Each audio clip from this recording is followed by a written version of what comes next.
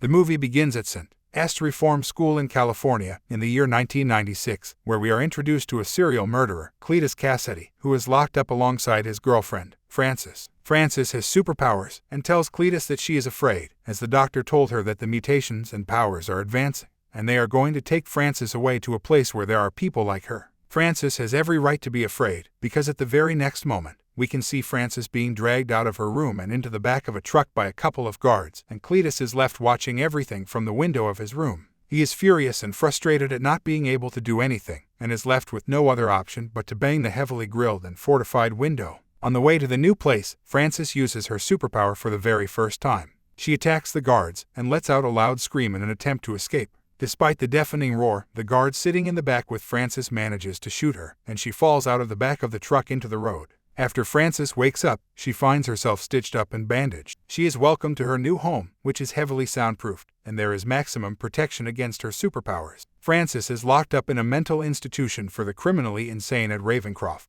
Doctors enter the room where Frances is locked up, with precautions so she can't attack them, and give her a tray that contains food and a newspaper. This looks like a daily routine. Frances is only interested in reading the newspaper and follows the headline news of her boyfriend, Cletus, who is on the front page. The big question is whether or not he will be given a capital sentence. In the next moment, we see our protagonist, Eddie Brock, who is still working as a journalist. It comes to light that the serial murderer Cletus wants to talk to Eddie, which could be seen as a potential breakthrough in discovering where Cletus buried the undiscovered bodies. Venom wants to eat the detective's head, but Eddie stops him just in time and agrees to talk to Cletus. He decides to visit Cletus at the San Quentin prison, where they are face to face, only separated by a steel cage. Cletus proposes that he wants to send a message to his fans, and wants Eddie to publish it on the front page. In return for that, Cletus will tell Eddie his whole life story, which will give Eddie all the secrets of Cletus's life, putting him back on top as a hotshot journalist. Naturally, Eddie agrees to do it. Cletus tells Eddie the phrase that he wants to be printed on the front page, that distant cathedral is all I see, fractured angel, the other part of me. Even though it makes no sense to Eddie, he does as he is asked, and gets it printed on the first page. Before leaving the cell, Eddie and Venom manage to look at the carvings on the walls of Cletus's room, and there are images drawn which make no sense to the bare eyes. Frances reads the message Cletus sent out through the newspaper. As soon as Eddie comes home, Venom begins to copy all the drawings that were made by Cletus inside his cell room, and thanks to his excellent memory and retention skills, he is successful in doing so.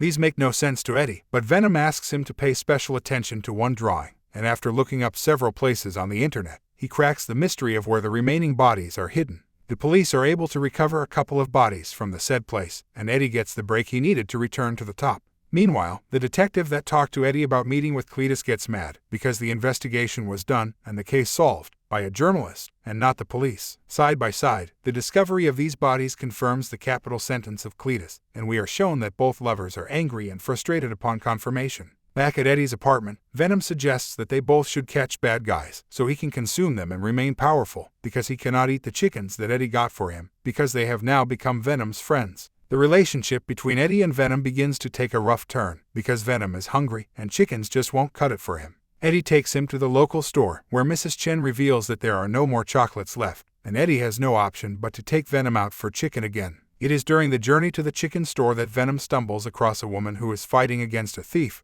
who is snatching her bag in an alley. Venom intervenes and saves the woman from getting mugged, but to be fair, it doesn't look like she needs Venom's help, because the thief was struggling to snatch her bag from her. Venom easily overpowers the thief and is almost about to consume him, but Eddie stops him, so Venom throws the crook into the dumpster and proceeds to walk away from the scene. Soon after letting the criminal go, Eddie finds himself hanging off the side of a building, where he is called by his ex-girlfriend, Anne. She insists that she needs to tell Eddie something, but believes it would be best if it was done in person. Eddie agrees to meet her, and Venom is thrilled and excited, to say the least. The next night, Eddie meets Anne, and the conversation starts awkwardly, until Anne shows Eddie her left hand. She's engaged. Eddie and Venom are both shocked to see such a huge stone, much bigger than the one Eddie gave Anne, and Venom is sadder than Eddie. Anne finds Eddie to be acting strangely and weirdly, and asks if Venom is still inside Eddie, to which Eddie says that Venom lost his life during his fight with Carlton Drake. After talking to him for a while, Anne finds out that Venom is still inside her ex-boyfriend, and she tells Venom to take care of Eddie. After this conversation, Eddie leaves the restaurant, and is seen riding his motorcycle. Venom tells him not to worry, and that he will help him get over it. The next morning, Venom is seen doing what he does best, cooking for Eddie. Eddie is pouring himself some orange juice, and Venom is all over the kitchen, making a mess, while trying to cheer up his buddy by making him a nice breakfast. Venom turns up the music on the radio, is seen chopping up some mushrooms, and is cracking open eggs in the frying pan, with the shells included. That's something we've definitely never seen before. He serves it to Eddie, who is reading the newspaper on the table. Venom tries to cheer Eddie up, and offers to put some ketchup on the meal Venom just prepared, but Venom just ends up making Eddie more annoyed. Venom presses down on the bottle too hard, which makes it explode, and it covers Eddie and the wall with ketchup.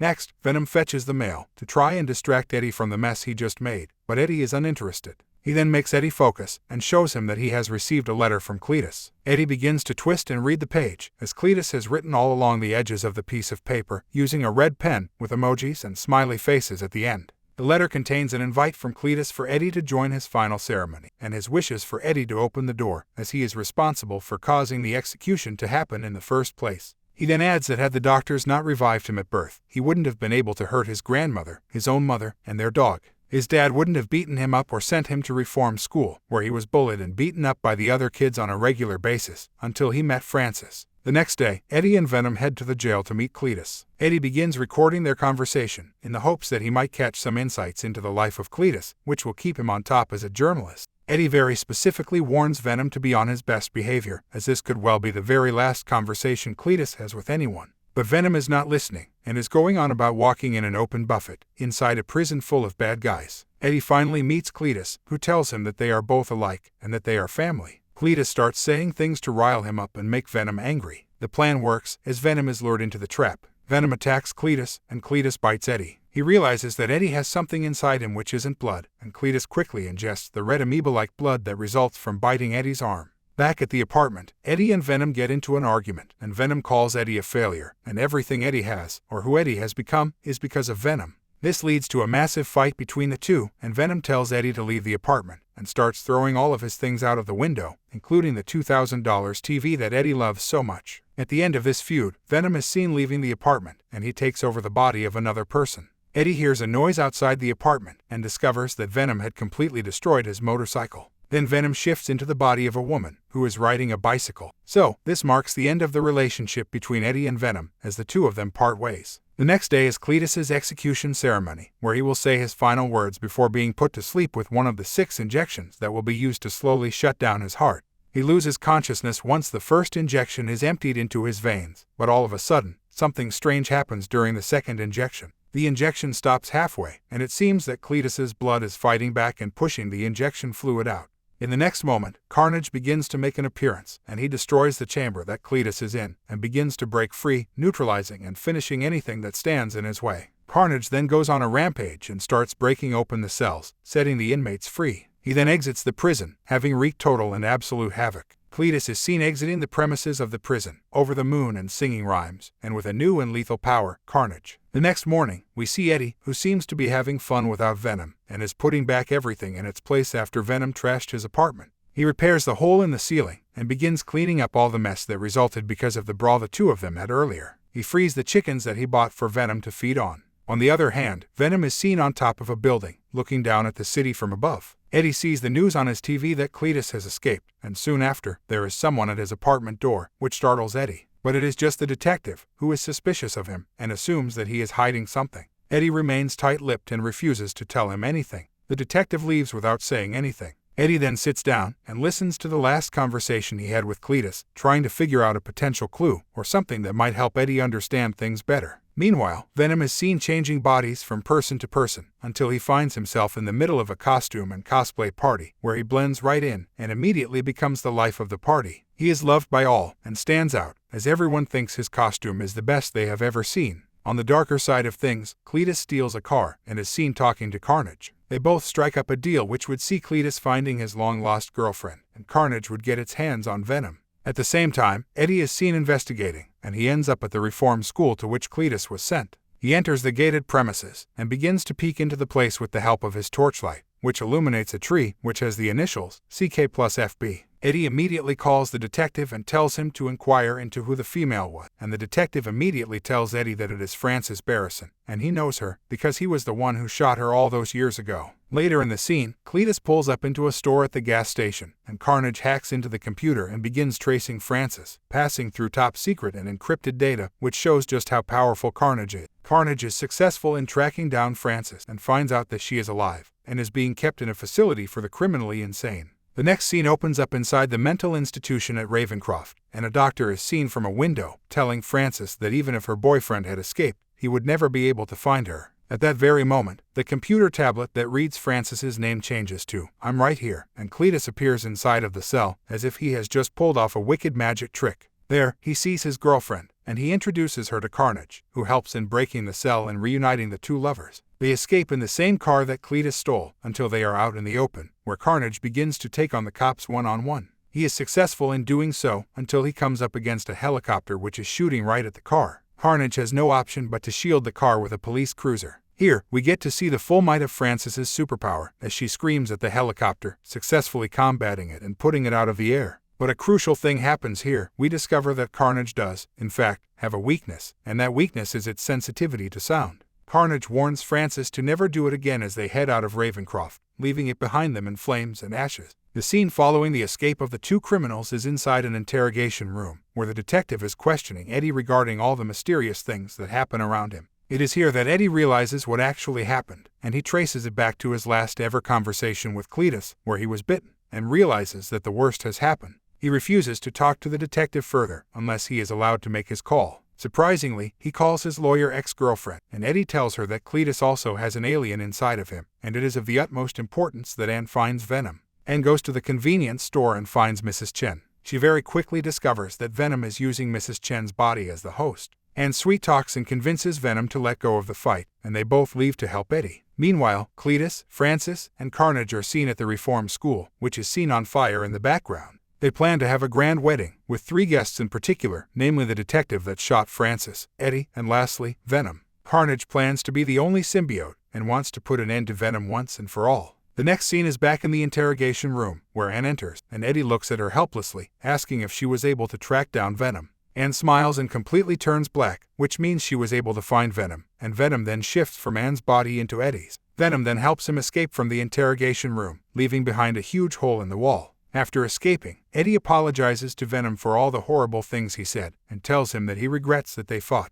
They reconcile, and decide to fight the evil Carnage together. The detective coincidentally crosses paths with Carnage and Eddie, who kidnap him. On the other hand, Francis is seen entering Eddie's apartment, looking for him. She stumbles upon a picture of Eddie and Anne, and the engagement ring that Eddie gave Anne. This gives her the idea of taking Anne hostage, which would mean that Eddie would come looking for her. Not long after, Francis is able to track down Anne, and takes her hostage for the grand wedding. Francis tells Anne's fiancé that Cletus wants to trade Eddie for Anne. Dan, Anne's fiancé, calls Eddie and tells him that Francis has taken her hostage, and that Cletus wants to trade Anne for Eddie. The wedding seems to take place at a church, and Cletus and Francis have taken a priest hostage, who seems to be frightened, but has no other option. Francis is seen wearing a breathtaking black gown, which is surprising, because a white gown is worn to a wedding, whereas a black gown is worn at a funeral. Cletus lifts the veil and says the same thing that he had Eddie print on the front page of the newspaper. The distant cathedral is all I see, fractured angel, the other part of me. Cletus got the detective as a wedding gift for Francis, and is also holding Anne hostage in a coffin just behind the priest. Eventually, Venom arrives at the scene, and is immediately greeted by Carnage. Venom hides and puts Eddie up to face the music. Eddie feels very vulnerable, and asks Venom repeatedly to come out and face Carnage. But Venom tells Eddie that Carnage is too strong, and that he does not want to fight. Eddie promises Venom to let him eat whatever he likes, and he will never stop Venom from eating what he wanted, and they both strike up a deal. Eddie changes into Venom, and Cletus changes into Carnage. Now begins the ultimate fight between Venom and the all-powerful and mighty Carnage. It begins with Venom landing the initial and hefty blows, and all seems well, until the tables turn. Carnage consumes the priest, gets a boost in his powers, and begins to bash and thrash Venom. Francis is almost about to avenge her lost eye, until she is stopped by Carnage, who has pinned Venom against the wall and tells Francis to finish him off. Here, both the antagonists clash, as their mighty egos come to play. Venom is able to get free, and so is the detective. During the fight, the bell in the mighty church strikes 9 and begins to produce loud sounds, which impairs both Venom and Carnage, who return to their hosts, Eddie and Cletus, who begin to fight with each other. Cletus tells Eddie how he hates him for only telling one side of the story, claiming to be innocent, and the victim of abuse throughout his childhood, and that none of it was his fault.